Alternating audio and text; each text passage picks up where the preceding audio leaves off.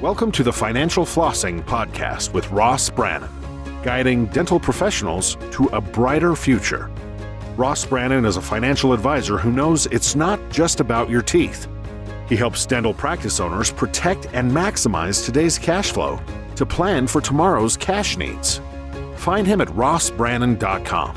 On the show, he brings together experts to help dental professionals looking to make smart money decisions to grow their income, turn their retirement goals into reality, and improve their lives.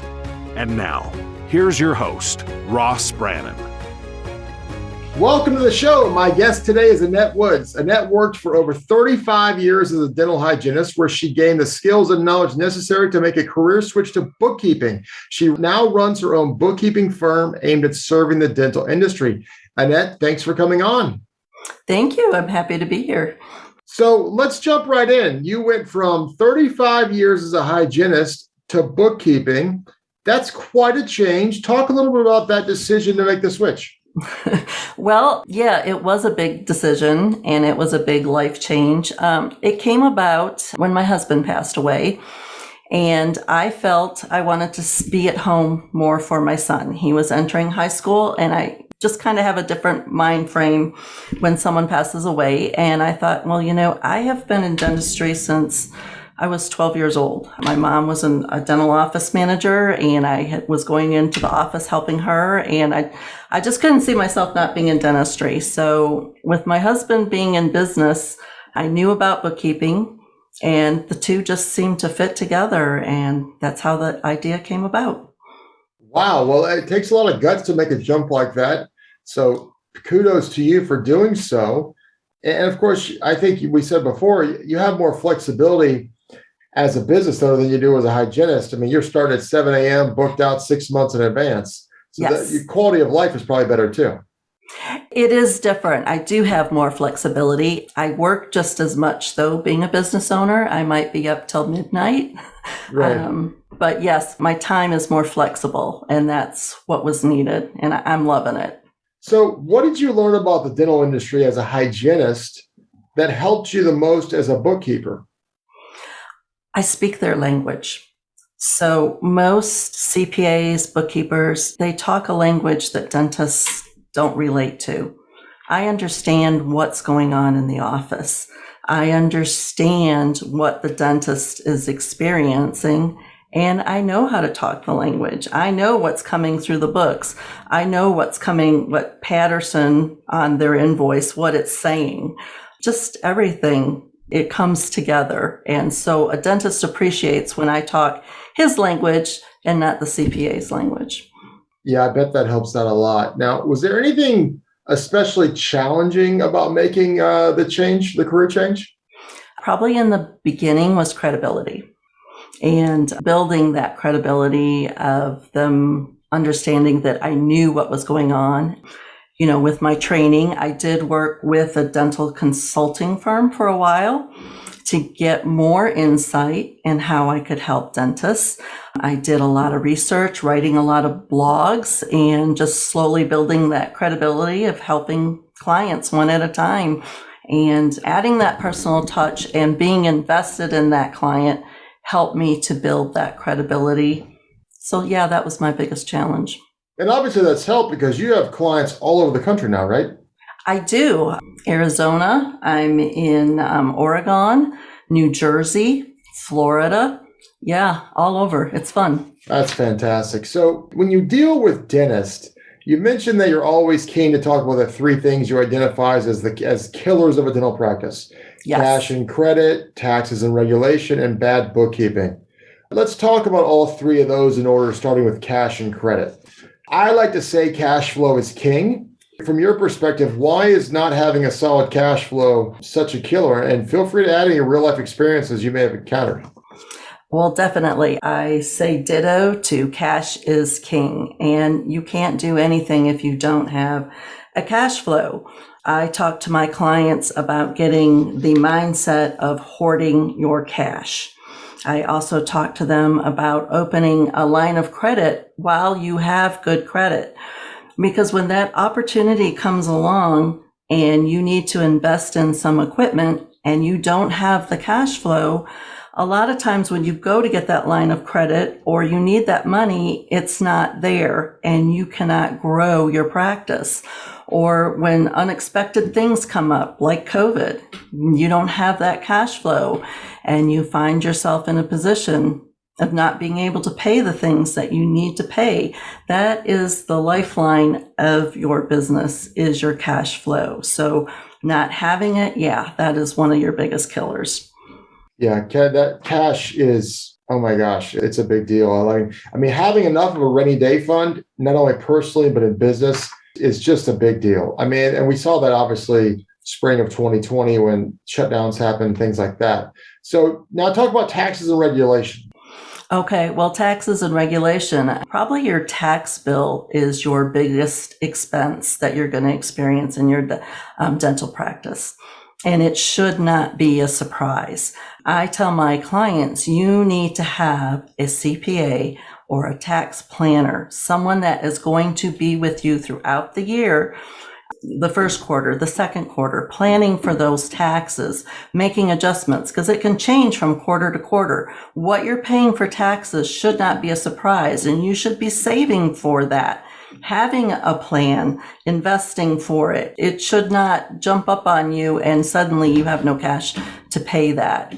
So important. And I can't emphasize enough to have one that specializes in dentists, that understands how a dental practice works, what they can get you, how the taxes and regulations work. You don't need Joe down the road doing your taxes. It's the same thing. If you have a heart problem, are you going to go to a generalist or a specialist? No, you're going to go to a specialist, a cardiologist. And I recommend the same thing in dentistry. You need to have a CPA that specializes in dentistry. Well, and as you mentioned offline before we started recording, is a CPA who does tax planning, which I've had numerous podcasts about that. And it sounds like you're in agreement with me that a tax planning CPA is definitely worth looking for. Would you agree? Oh, definitely. I have had where I've changed clients to a tax planning CPA, and they have saved them from $45,000 to $100,000 in 1 year. If you don't believe me, you can see it in my reviews. It makes a difference. You need to have someone that does planning for you. We call it them being proactive and not reactive and just trying to fix the train wreck after it happens. So worth your time to seek out one of those CPAs.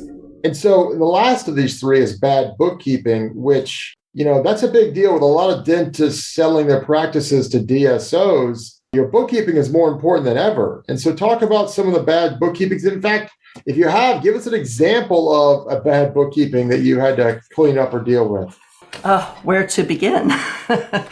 Yes, this is my favorite one. And bad bookkeeping, I think, personally, is the worst of the three killers because everything is based on your bookkeeping. All the decisions that you make for the health of your business, what your CPA does with your taxes, it's all based on the bookkeeping. I see so many dentists that think, oh, my office manager, she can do the bookkeeping. It's just adding some information. It's them using QuickBooks and not understanding how it works. I've seen where the expenses were put in the books 3 times over because they didn't know what they were doing. They weren't getting credit for interest they paid on loans. I could go on and on and on. You really need to adopt a 21st century mindset with your bookkeeping, and you also need to have a professional that knows dentistry, that knows how to organize your books. So yes, a bank can understand what's going on in your practice. A bank should be able to go to your financial records and see what you're spending to be in that building, what you're spending for dental supplies versus lab supplies. Are you able to meet your obligations monthly for your bills?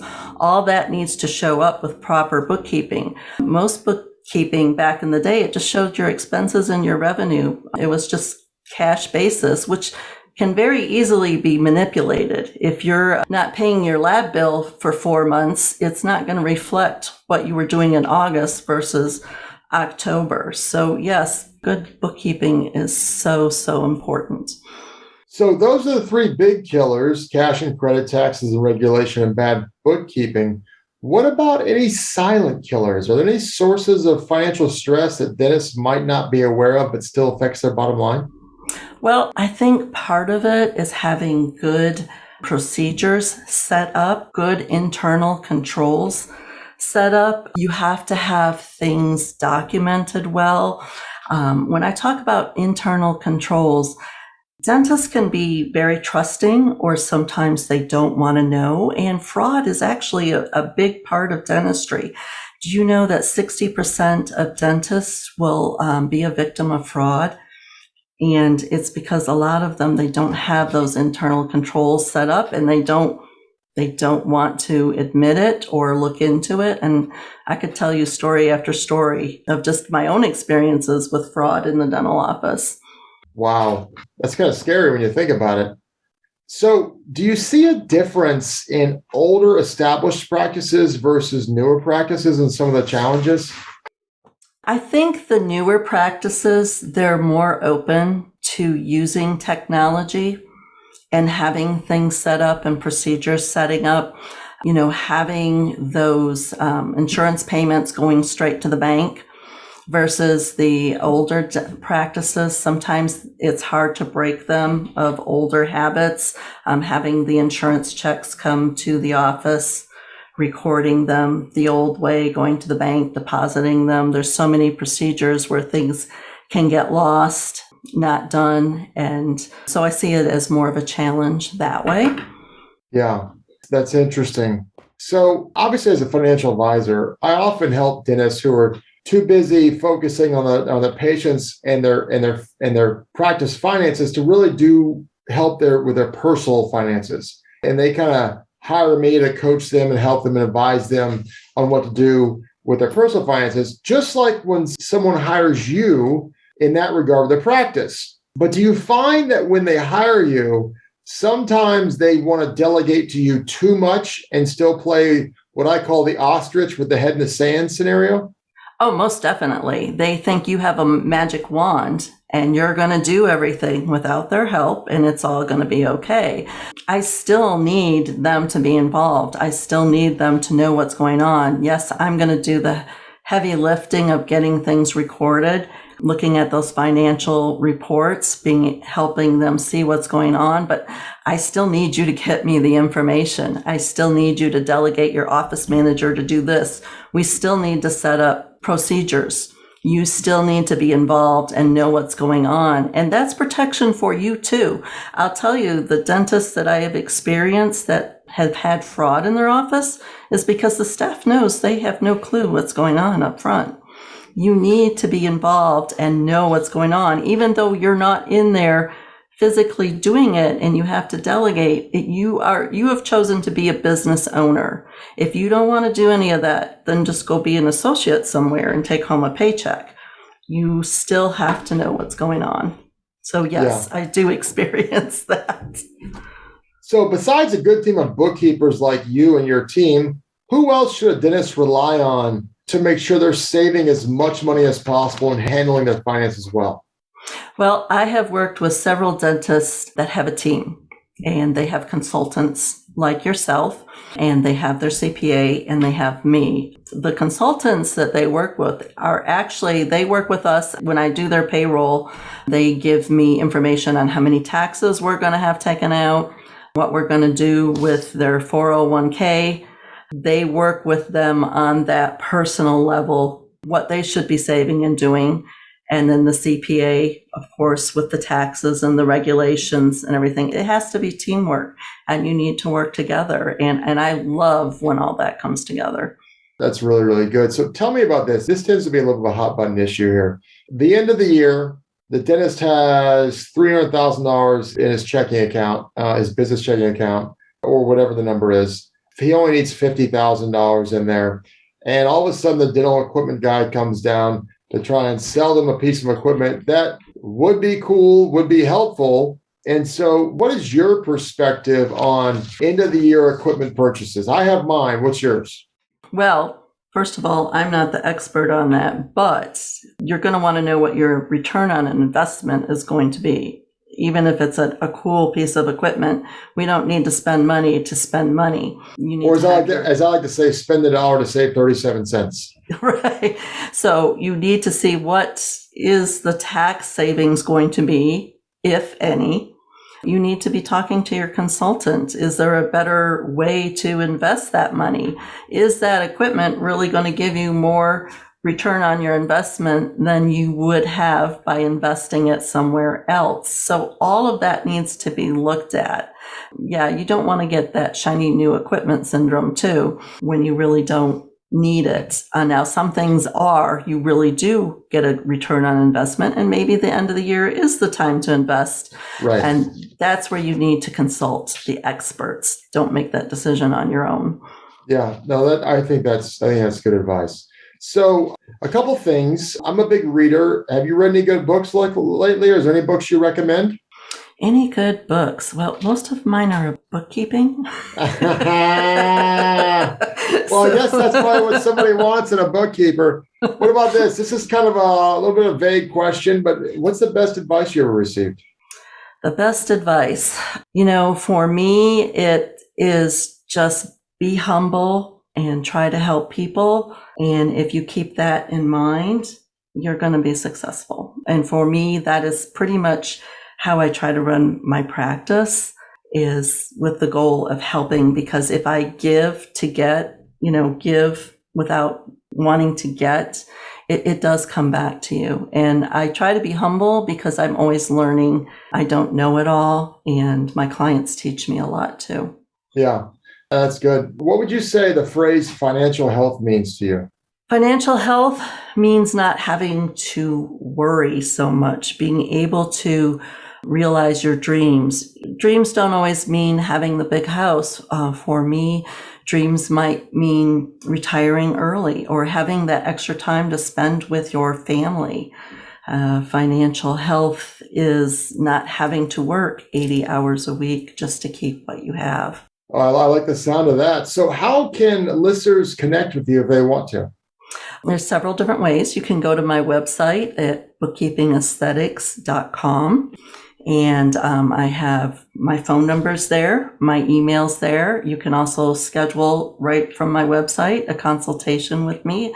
It's free, and we can find out if we're a good fit, or if you just have some bookkeeping questions. I'm happy to answer some of them. I have people call me all the time and just ask some questions. You can see me on Facebook. I'm at facebook.com/bookkeeping aesthetics. Those are probably some of the best ways. I'm also on LinkedIn, Annette Woods, RDH. That's great that you're that open to even talk to people who aren't clients. And so it's Bookkeeping Aesthetics, which is AESTHETICS.com. So a bookkeeper, the right bookkeeper, a good bookkeeper is worth their weight in gold. So guys, if you don't like your bookkeeper, if you don't think your bookkeeper is that good, or you just need a new one or need one in general, because you've been doing them yourself forever, it's probably time to consider upgrading and dealing with a bookkeeper. So obviously, Annette's somebody you should consider. Annette, this has been really, really enjoyable. I really appreciate your time today. Thank you so much for coming on.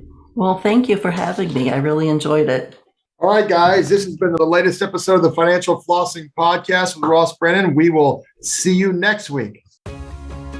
This has been another episode of Financial Flossing with Ross Brannon, guiding dental professionals to a brighter future. If you liked what you heard, consider subscribing wherever you listen to podcasts. For more on Ross Brannon, visit rossbrannon.com. Registered representative and financial advisor of Park Avenue Securities, LLC, PAS, OSJ 3664 Coolidge Court, Tallahassee, Florida 32311, 850-562-9075. Securities products and advisory services offered through PAS, member FINRA SIPC. Financial representative of the Guardian Life Insurance Company of America, Guardian, New York, New York. PAS is a wholly owned subsidiary of Guardian. North Florida Financial is not an affiliate or subsidiary of PAS or Guardian. California Insurance License Number 0L10073. Arkansas Insurance License Number 1613932. 2021 119535 expires 423.